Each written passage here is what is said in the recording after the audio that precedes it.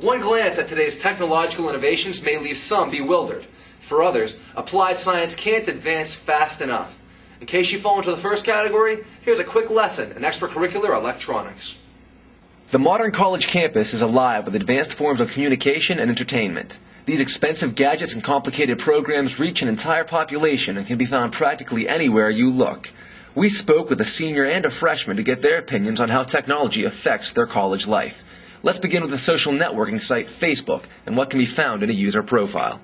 You can get email addresses, screen names, phone numbers, birthdays. You can check out their wall. You can look at pictures of them. It's so easy to basically find out anything you want about anybody because of Facebook. I do have a Facebook. On the profile you see a whole mess of stuff. There's all kinds of add-ons and plug-in things that you can download for it, and there's a bunch of personal information. I personally didn't really do that just because I don't want other people to have my information. Meet anybody you want. You can find out what events are going on campus. If there's a hot dog eating contest, there's a dancing contest, an advertisement place for anything going on. One controversial feature of Facebook is photo tagging. Photo tagging is when you kind of I guess you just tag somebody's name so that other people know that that's who it is in a photo of you. So if anybody has a picture, they can put it up online and then tag you, and you see your name as when you mouse over it, on the picture. Directly linked to your profile then. You can pretty much take pictures of yourself, your friends, night out on the town, whatever, and throw them up on Facebook for you and your friends to see. That can be a good thing. It can be a bad thing because let's say that you had one of those nights where you kind of didn't want to remember it. To Facebook users, the word wall has an entirely different meaning. A wall is where you can post. You post different messages and stuff on other people's walls, and everybody can see them. It's public. You can make them private, I think, or you can just send them a personal message and then it's private. But a wall is for everybody to see. And who doesn't have a cell phone nowadays?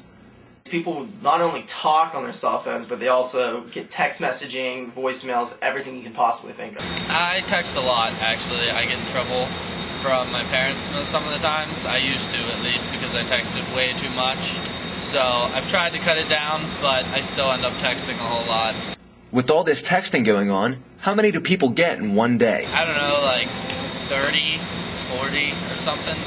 Somewhere around there. You walk through the Oak Grove and you'll see everyone's got their cell phones out. They're either texting, they're talking on the phone. Heck, they're even texting in class when not supposed to. It's basically hey, meet me here, hey, what are you up to, basic texts. I text during class every once in a while. Normally I turn my phone off. I usually get between maybe 10, 15 calls or texts a day. I'm not really that big of a talker or a texter on my cell phone. Phone calls, probably a little less. Probably still 15 to 20-ish per day. Technology has also influenced the way that people get and listen to their music. I always have my iPod on me. I love music and I can't go anywhere without it. Just how many songs do people put on their iPods? At least 3,000. Legal, of course. Songs on my iPod probably at the moment.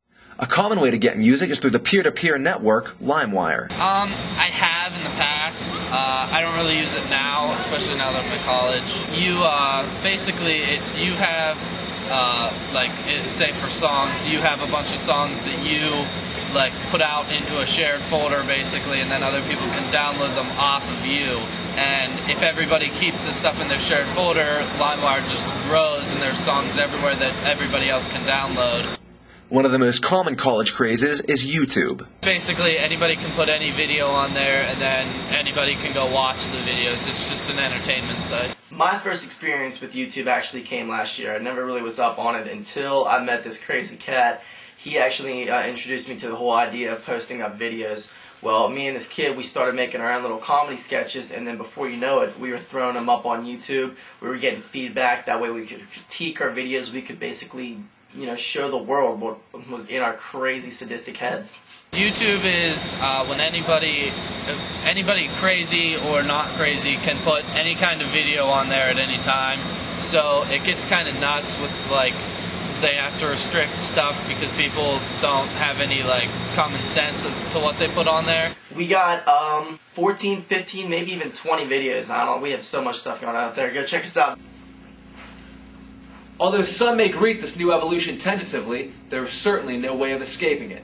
All one can do is sit back and contemplate how incredible or intrusive the next fad will prove to be. For WIUP TV, I'm Mike Pasenik.